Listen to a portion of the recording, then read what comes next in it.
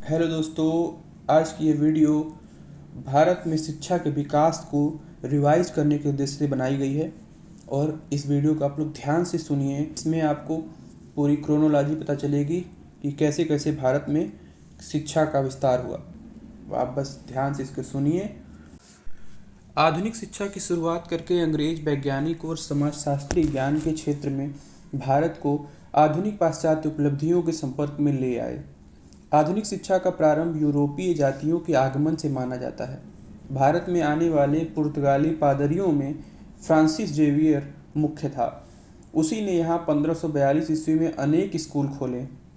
बम्बई स्थित बांद्रा एवं गोवा आदि स्थानों पर कॉलेज प्रस्थापित किए गए, जिनमें ईसाई धर्म, पुर्तगाली व्याकरण, संगीत, तर्कशास्त्र की शिक्षा दी जाती थी। रॉबर्ट डे नोबिली नामक पादरी ने भी अनेक शिक्षण संस्थाओं की स्थापना की। हॉलैंड निवासी डचों ने बंगाल में चिंसुरा एवं हुगली में कुछ स्कूल खोले। फ्रांसीसियों के द्वारा भी चंद्रनगर, माही, यनाम, कारोकल एवं पांडिचेरी में अनेक स्कूल खोले गए। कलकत्ता के समीप सेरामपुर तथा तंजौर के निकट डेनमार्क वासियों ने मिशनरी स्कूल स्थापित किए, जिनमें से दो जर्मन, प्लासो एवं जीजेनबल ने शिक्षण कार्य किया। डॉक्टर कैरे, वार्ड व मार्समैन ने सेरामपुर को शिक्षा का प्रमुख केंद्र बना दिया। अब आधुनिक शिक्षा का आविर्भाव कैसे हुआ?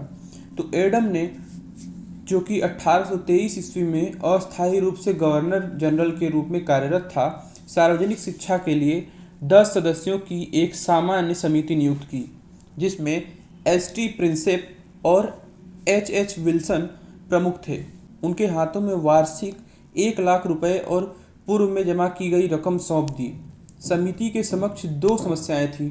पहली यह तय करना कि शिक्षा का स्वरूप क्या हो और दूसरा यह कि शिक्षा किसको दी जाए। समिति में प्राच्य विद्या के समर्थकों का बोलबाला था। 1834 ईस्वी में गवर्नर जनरल की परिषद के विधि सदस्य के रूप में मैकाले के आने से परिस्थितियों में बहुत परिवर्तन हुआ। अंग्रेजी प्रभुत्व की स्थापना से पूर्व भी ईसाई मिशनरियां आधुनिक शिक्षा के लिए प्रचार प्रसार करने लग गई थी।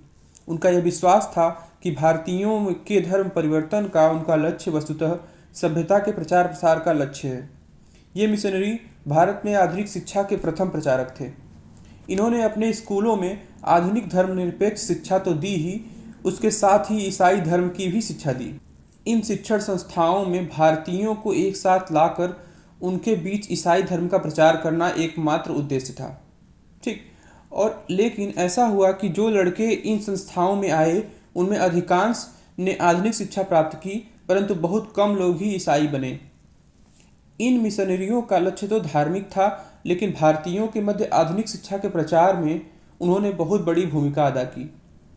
भारत में राजा राममोहन राय तथा जौहरी डेविड हेयर पश्चिमी सभ्यता के प्रचार प्रसार के सबसे तगड़े समर्थक थे। वे कलकत्ता में सिर्फ इसलिए आकर बसे थे क्योंकि उनका उद्देश्य था कि वे अपना जीवन शिक्षा, समाज सुधार और उदार संस्थाओं में लगाएं। हेयर और मैकाले ये मानते थे कि अंग्रेजी शिक्षा ग्रहण करके नवयुवक ईसाई धर्म स्वीकार कर लेंगे। मैकाले ने अपने पिता को लिखे एक पत्र में लिखा था कि यह मेरा दृढ़ विश्वास है कि यदि हमारी शिक्षा योजना पर कार्य ढंग से किया गया तो यह निश्चित है कि 30 वर्ष पश्चात बंगाल के सम्मानित वर्गों में से एक भी मूर्ति पूजक नहीं बचेगा।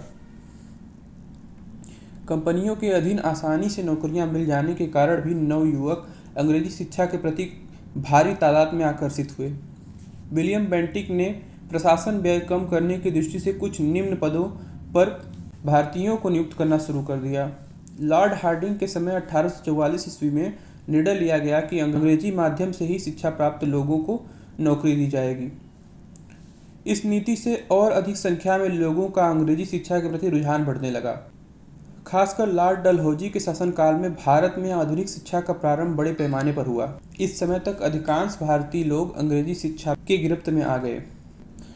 अंग्रेजों के बृहद राजनीतिक प्रशासकीय तंत्र को चलाने के लिए शिक्षित व्यक्तियों की बड़े पैमाने पर आवश्यकता थी और यह भी संभव नहीं था कि इतने सारे लोग ब्रिटेन से आते। इसलिए प्रशासन की खातिर सुयोग्य व्यक्तियों को प्रशिक्षण देने के लिहाज से भारत में स्कूल और कॉलेजों का खुलना आवश्यक हो गया था। पहले यह किया गया कि उच्च पदों पर अंग्रेजों तथा उनके अधीनस्थों के रूप में भारतीय लोगों की नियुक्ति की गई। अंग्रेजों की ओर से संचालित उद्योग धंधों, कंपनियों तथा विविध व्यवसायों में कार्य मिलने के कारण आधुनिक शिक्षा को भरपूर प्रोत्साहन मिला। चूँकि अंग्रेजी प्रभुसत्ता स्वीकार कर लेने के कारण देशी राज्यों की शक्ति कमज़ोर हो चुकी थी, जिसका परिणाम यह हुआ कि उनके द्वारा दी जाने वाली शिक्षण संस्थाओं की सहायता बंद हो गई। अंग्रेजों को प्रसन्न रखने के लिहाज से नई संस्थाओं को अधिक प्रोत्साहन दिया जाने लगा।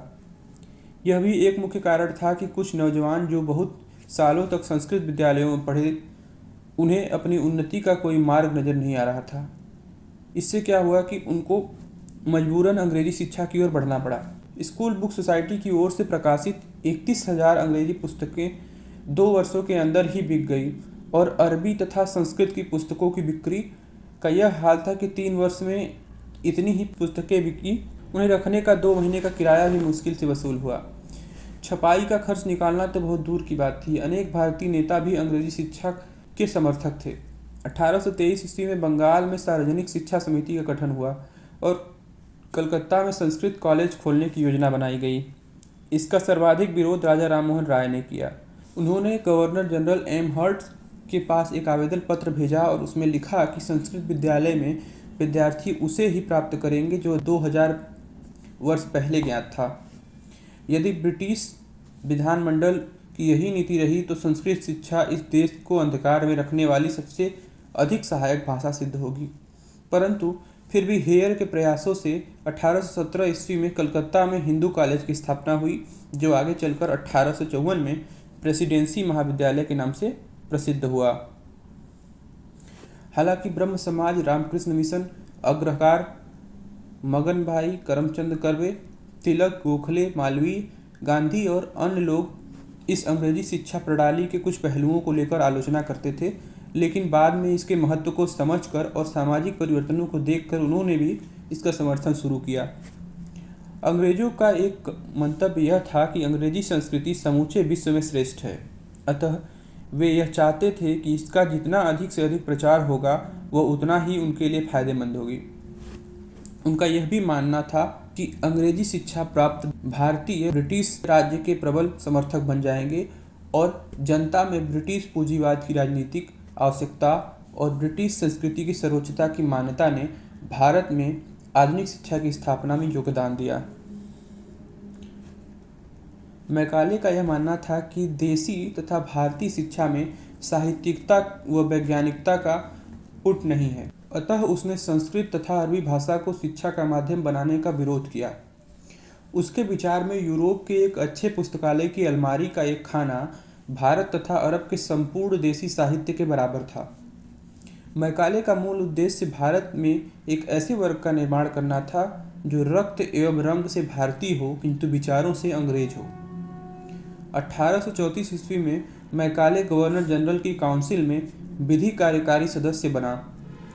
उसी समय बेंटिक ने अंग्रेजी शिक्षा के पक्ष में नीति निर्धारित करने का भी निश्चय किया। तो इस प्रकार हम देखते हैं कि एक बेस बनता है शिक्षा का, आधुनिक शिक्षा का, और अंग्रेजों ने किस तरह से अपनी विचारधारा को भारतीयों पर लागू किया और धीरे धीरे जनमानस से भारतीय ज्ञान को एकदम से हटा दिया। इसके नेक्स्ट वीडियो में हम आगे का रिवीजन करेंगे, तो आप सभी इसके फैक्ट्स को ध्यान से नोट कर लीजिए, परीक्षा में जरूर पूछा जाएगा। धन्यवाद।